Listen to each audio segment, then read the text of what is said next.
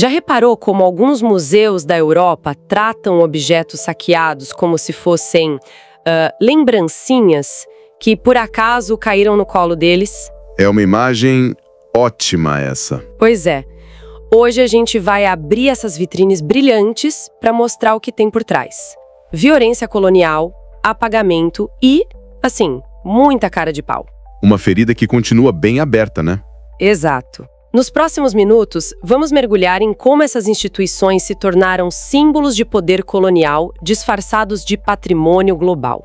E por que esse debate sobre devolução é, na verdade, um debate sobre justiça histórica? E é um debate que vai muito além de só devolver o objeto físico. É sobre reconfigurar as estruturas simbólicas e políticas que, sustentam essas instituições até hoje. Certo, então vamos começar pelo básico para todo mundo entender a escala do problema. Os grandes museus da Europa, dos Estados Unidos, abrigam, assim, centenas de milhares de peças da África, da Ásia, das Américas. Sim, é uma quantidade absurda. E as fontes que a gente leu apontam para alguns exemplos que viraram meio que o símbolo dessa disputa, né? Quais são os casos mais famosos? Olha, 2 casos são sempre citados. O primeiro é o dos bronzes de Benin. A gente está falando de mais de 1000 placas e esculturas de metal, de uma beleza, uma complexidade incríveis. Elas faziam parte do Palácio Real do Reino de Benin, que hoje é a Nigéria. Em 1897, uma expedição militar britânica, que eles descrevem como punitiva... Punitiva, entre aspas, gigantes. Exato.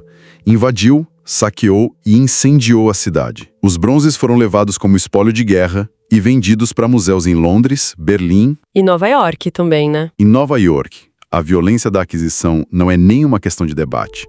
É um fato histórico documentado. Ou seja, não tem nenhuma ambiguidade aí. Não foi uma compra, não foi uma troca. Foi saque militar. Ponto. E o outro caso? O outro são os mármores de Elgin, ou mármores do Partenon. São esculturas que faziam parte da decoração do Partenon, lá em Atenas. Sei. No início do século XIX, um diplomata britânico, Lord Elgin, removeu quase metade das esculturas que ainda existiam. Ele tinha uma permissão, assim, super controversa das autoridades otomanas que ocupavam a Grécia na época. Uma permissão bem questionável, então. Muito. E ele vendeu as peças para o Museu Britânico. A Grécia, desde que virou independente, pede a devolução. Eles argumentam que as peças são parte de um monumento que é o símbolo da identidade nacional deles. E eles até construíram um museu novo para recebê-las, não foi? Exatamente. Um museu moderníssimo aos pés da Acrópole, com um andar inteiro vazio, só esperando as esculturas voltarem. Nossa, ok. Então temos casos de saque de guerra e de remoção, no mínimo duvidosa. Diante disso, quais são os argumentos que museus como o britânico usam para manter essas peças? Uma das fontes que eu li falava do conceito de museu universal. O que é isso? Essa é a principal linha de defesa deles. A ideia do museu universal é que certas obras, transcendem a cultura de origem e passam a pertencer a toda a humanidade. A humanidade que, curiosamente, sempre tem endereço em Londres, Paris, Nova York. Exatamente essa a ironia. A justificativa é que nessas cidades globais, as peças podem ser vistas por um público internacional, promovendo um diálogo entre culturas que não seria possível de outra forma. É como se o objeto ganhasse um novo significado ali, um significado global. E junto com essa ideia vem a da preservação, né? Aquele argumento clássico de que se a gente não tivesse levado, teria desaparecido. Exato. O historiador Didi Reichner, que é citado numa das fontes, critica muito essa narrativa, mas ela é poderosa. A defesa é que as condições nos países de origem, seja por instabilidade política ou falta de recursos, levariam à destruição dos artefatos. Então o Museu Ocidental se coloca não como ladrão, mas como salvador do patrimônio. Precisamente. O problema é que essa narrativa ignora que, muitas vezes, a instabilidade e a falta de recursos nesses países são consequência direta do próprio processo colonial que permitiu a remoção das peças. É um argumento completamente circular. Mas como os críticos respondem a essa ideia do museu como guardião? Uma das pesquisadoras que a gente analisou, a Priya Kanchandani, tem uma visão bem forte sobre isso. Sim, a análise dela é demolidora. Ela diz que essa lógica do guardião é só a continuação da mentalidade colonial. perpetua a ideia de que o Ocidente é o centro racional do mundo, o único capaz de entender e preservar a cultura.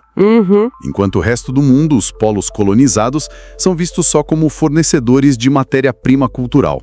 Eles produzem a arte, mas, não teriam a sofisticação para cuidar dela. O poder de definir o que é importante continua nas mesmas mãos. Então, a disputa sobre os objetos é, na verdade, uma disputa sobre poder, sobre quem tem autoridade para contar a história. Mas essa pressão toda tem gerado resultado. Os artigos mencionam que o cenário está mudando. Sim, a última década viu avanços que, eram impensáveis antes. O grande marco talvez tenha sido a Alemanha, que em 2022 assinou um acordo para devolver a propriedade de mais de 1.000 bronzes de Benin para a Nigéria. Foi um reconhecimento oficial de que o roubo foi ilegítimo. Foi um passo gigantesco. Na França, o presidente Macron encomendou um relatório, o relatório Savoy-Sarr, que recomendou a restituição em larga escala, e isso abalou tudo.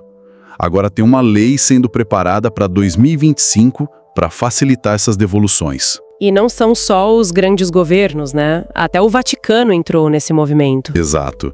O Vaticano devolveu fragmentos do Partenon para a Grécia em 2023, um gesto simbólico enorme. E mais recentemente, devolveu artefatos para comunidades indígenas no Canadá. Esses movimentos aumentam a pressão sobre quem resiste, como o Museu Britânico. E como essa resistência se manifesta hoje? Imagino que o argumento do Salvador Branco não seja mais usado assim tão abertamente. A retórica ficou mais moderna, mas a essência paternalista continua. Basicamente, os argumentos são 3. O do patrimônio global, que a gente já falou. O segundo é sobre segurança, sugerindo que as peças estariam mais seguras onde estão. E o terceiro? O terceiro é o mais controverso, e para muitos abertamente racista. O da capacidade técnica. A ideia implícita de que os países de origem não teriam museus ou técnicos qualificados para cuidar do próprio legado. É incrível pensar que hoje em dia esse argumento de que um país soberano não tem capacidade técnica para cuidar da própria herança ainda seja usado. É um eco direto da justificativa colonial. E é uma violência simbólica que continua. É dizer a um povo que ele não é digno da própria história. E essa mentalidade não fica só no museu. Um dos artigos faz uma conexão bem interessante com o sistema educacional. Sim, essa parte me chamou muita atenção. A ideia de que o museu e a escola trabalham juntos para apagar a história. Como isso funciona? O exemplo usado é o do Reino Unido. Os currículos escolares britânicos, por muito tempo, trataram o império colonial de forma superficial até heróica, omitindo a violência e a exploração. Certo. Então, uma criança britânica aprende essa versão higienizada na escola e depois vai ao Museu Britânico e vê os tesouros do mundo como prova da grandeza do seu país. Uma narrativa reforça a outra.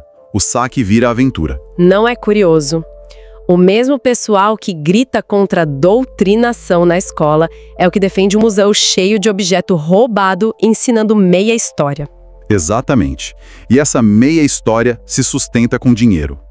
Uma das fontes analisa de onde vem o financiamento desses museus. Várias instituições em Londres, por exemplo, tiveram ou têm patrocínios de gigantes do petróleo. Ah, não acredito. Sim. Empresas responsáveis por desastres ambientais e exploração de recursos justamente no sul global, de onde muitos artefatos vieram. Uau! Então a mesma lógica extrativista continua. Antes levavam os artefatos. Hoje, extraem o petróleo e usam uma parte do lucro para financiar o museu que exibe os artefatos de ontem. É o que o pensador Walter Mignolo chama de colonialidade do poder.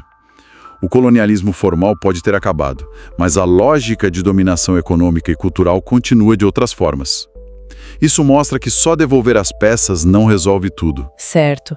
Isso me leva a um conceito que apareceu em outro artigo, o de epistemicídio. É uma palavra bem forte.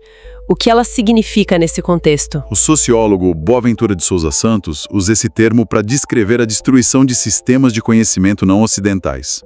E por séculos, os museus foram agentes disso. Como assim? Função ritual espiritual, e colocá-lo numa vitrina de vidro com uma etiqueta que o descreve em termos de data e material, você apaga todo o universo de significados que ele tinha.